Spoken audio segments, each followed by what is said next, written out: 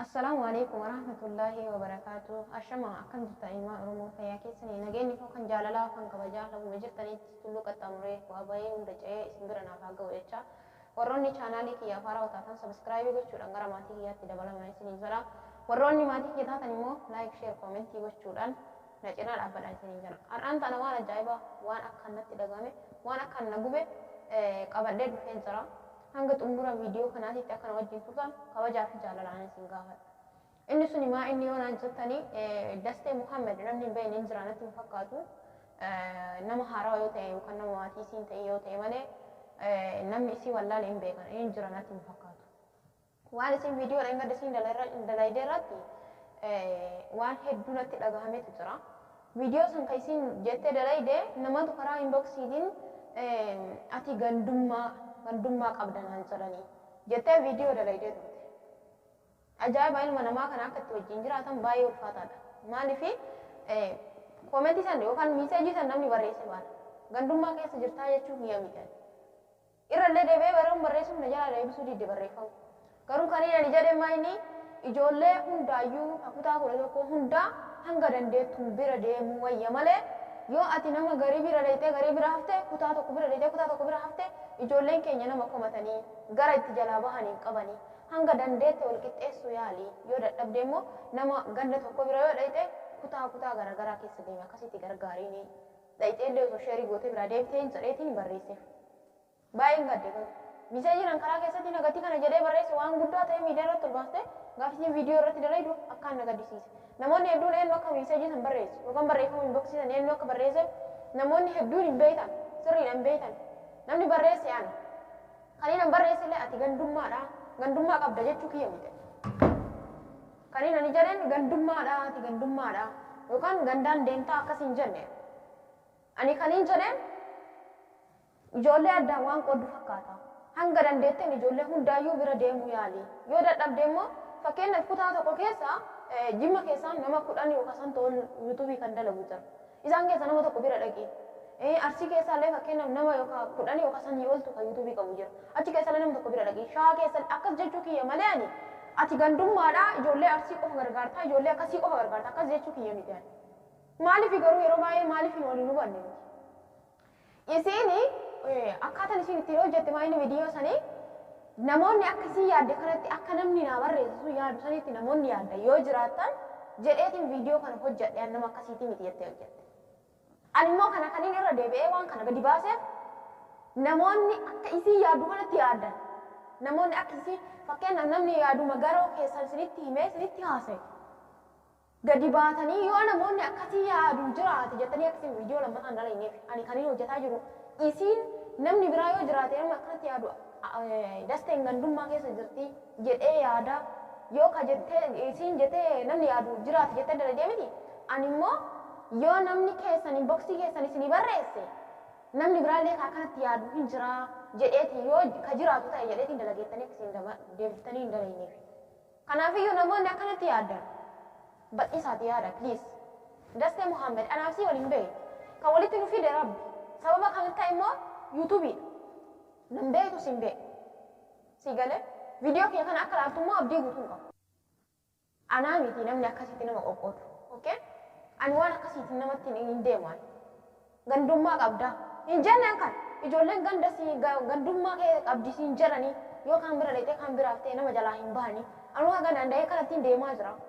Deemiin jedhee malee ani garuu akkanumaan itti barreesse malee waa baay'ee waliin barreessaa oolla waa'ee kanarratti wal jajjabeessuu irratti. Garuu akkamitti dubbiin kun dubbii ijoo ta'eetiin yeroo dheengadda mana ijoollee garee kennatti maal jette namni wayii kan inboksii keessa natti barreessetu jira. Waan inni naa barreesse amma asirratti dubbadhu jette maal siin jedhanii hin jedheen ani of ta'a barreeffama kiyya ta'uu hinuu shakkine iyyuu maaliif waan kun waan akkanatti viidiyoo lamarratti hojjechiisu natti hin fakkaatu. Garuu baasuu dhabuu keetti ani immoo nan baasa.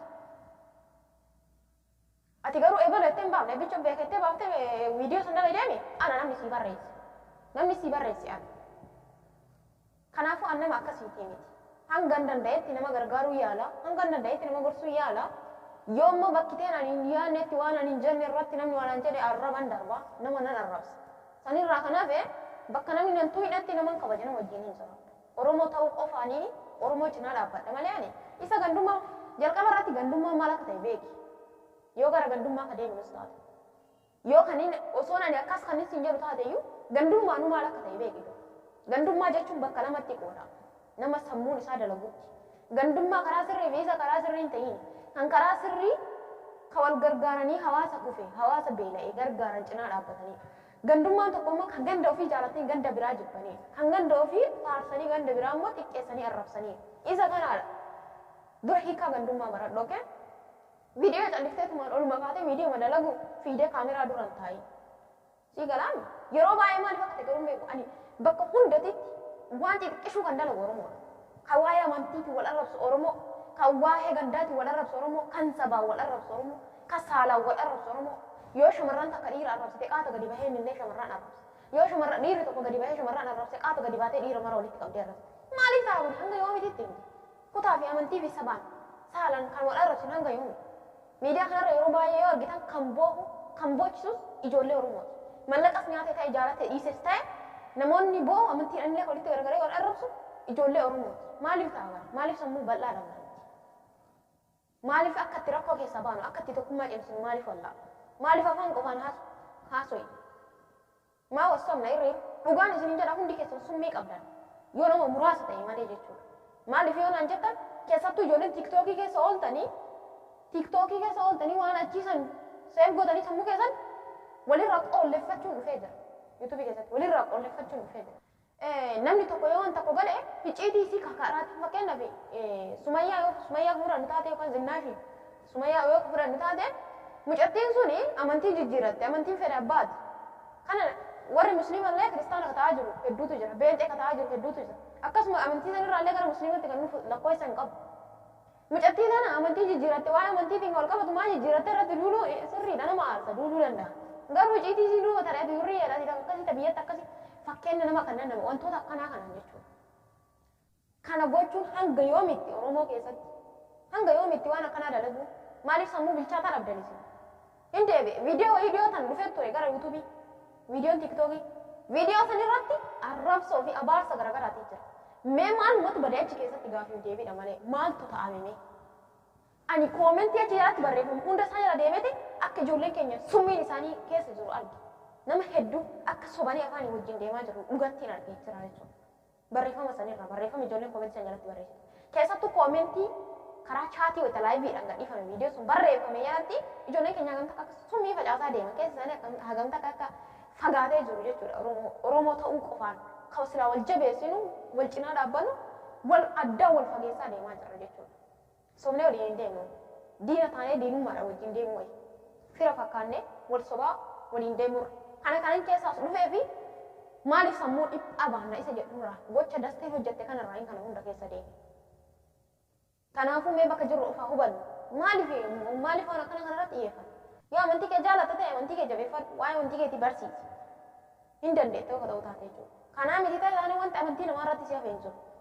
Nama amantii ofiitu hin beeknetu nama amantii ofiitu hin baratinitu amantii namaatiif nama arrabsa. Dhugaa isinitti maal?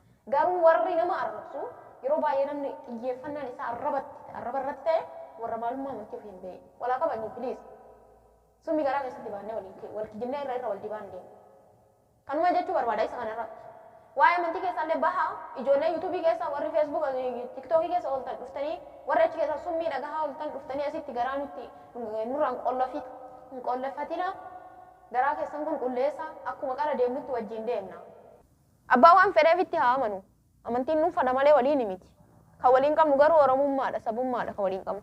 Oromummaa keenya irratti maal akka gochuu dandeenyu akkamitti akka waliin deemuu dandeenyu addaan baafnee beekuu barbaachisaadha. San waliin mari'achiitu barbaachisaadha. Yeroo hundumaa nuti wal nyaata. Please bakka jirtanitti dhaabbadhaati hundi keessanuu of ilaalaa ilaalcha doofaa kanaa kana keessaa baha. Waan hin taane irratti gadi baatanii waan hin taane hin dalagina. Wayita gaafa laayivii irra dhufnee wajjin haasofnu kallattii wajjin dubbannu waan gaggaarii nama gaarii fakkaatanii namatti hin nyaatina. Dasteen akka nama tokkootitti iddoo guddaa si qaba iddoo guddaa naaf qabda. Nan beeka akkana kabajjus akkan si kabajjus nan beeka. Akka an si kabajjus hin beeka. Garuu ammootu barreeffama agarsiisanii viidiyoo irratti hojjechuun barbaada. Garuu gocha isiin goote santu akkaan na gube. Wanti ani yaadee barreesseef suni waan akkana nama hedduufiin barreessaa oolan. Maaliifin kana barreessa? Ani Oromummaan keenya haa cimu qoqqoodanii gidduu keenyatti akka hin argamneef malee dhimma biraa dastee irraan qabu. Dhimma biraa Oromoo biraa irraan qabu. kan walitti qabnu oromummaadha amantii walitti qabna sirriidha anaaf dastee sanirraa kanaafe anaaf dastee icciitii biraa waliin qabnu jechuudha. Garuu wanti oromummaa caaluu fi amantii caaluu jira natti hin fakkaatu. Gaafa nam tokko keessa nam tokko balleessu yoo aanan ofii yookaan immoo namni itti dhiyaatu nama gorfate tabiraa hambisi balleessa malee siin qoorsu tasu. Kanaafuu hundi keessanuu warroonni yaada akkanaa qabdan gorsa karaa keessatiin isinii dhufe karaa badaatti hiikkatanii nama arrabsu yookaan immoo waan hin taane namarratti fe'u wantoota kanarraa qusadhaan isiniin jechuu barbaada. Keessa namaa kan hin beekne keessa qabatteen nama laattii jedha Oromoon. Dasteen har'a keessa kiyya hin beektu maalummaa kiyya hin beektu irra kiyya hin beektu haasaa kiyya hin beektu malee. Garuu osoo maalummaa kiyya sirriitti qabeetu taate miiseejiin an akka gorsaatiitti sii barreessa san irratti abbichuuf beekattee viidiyoon dalaydu ture. Namoonni hedduu namoonni yaada akkanaa qabdan jiraachuu dandeettan. Waan akkanaa kanarratti viidiyoon dalagina. Baay'eetu jira waan irratti dalaga. Waa'ee barnoota irratti dalaga. Akkasuma mootu waan an taazabeen qabaas keessatti. Ijoollee koomentii isiidha barreessite. Hedduun isin taazabe. Warra achi ala dhaqxanii koomentii barreessitan. Hedduun isin taazabe. Garuu namni isiidha barreessan ta'uun beekan sirriidha nan beeka. Garuu barreeffamni isin barreessitan sun hedduu inni isin taazabe barreeffama sana irratti. Nama jajjabeessuun sirriidha. Namni tokkochi nama keessan sitti barreessisan achumaan amansiisii, achumaan itti himi, achumaan fixadhaa yookaan karaa keessaa garee ijaaraa nu dubbisaa namni jedhe tokko hin jiru. Mee bakka jirru of laalaa bakka balaa biyo, bakka iyyaa bakka wal saaxiluu, bakki temalolaa fi dallansu maaliif bakka kana dhaabanna? Haga yoomii deeman? Haga yoomiitti bakka kana dhaabanna? Filiis of laalaa bakka jirtanitti dhaabadhaati. Yeroo baay'ee namni yoo kolfee taphatu gowwaa yookaan waan namni waan beekne faana nama seenan. Garuu yeroo keenya wajjin dabarsina waliin gammannee waliin bashannannee wajjin dabarsinaa fi kolfee taphadha malee akka dhuunfaa kiyyaatiitti icciitii biraaf keessan qabu. Akkuma gubbaan kiyya jiru kan keessa kiyyallee jira. Summii takka namaaf hin qabu. Namoonni yaadan taane ilaalcha hin taane anaaf qabdan dogoggortanii jirtan.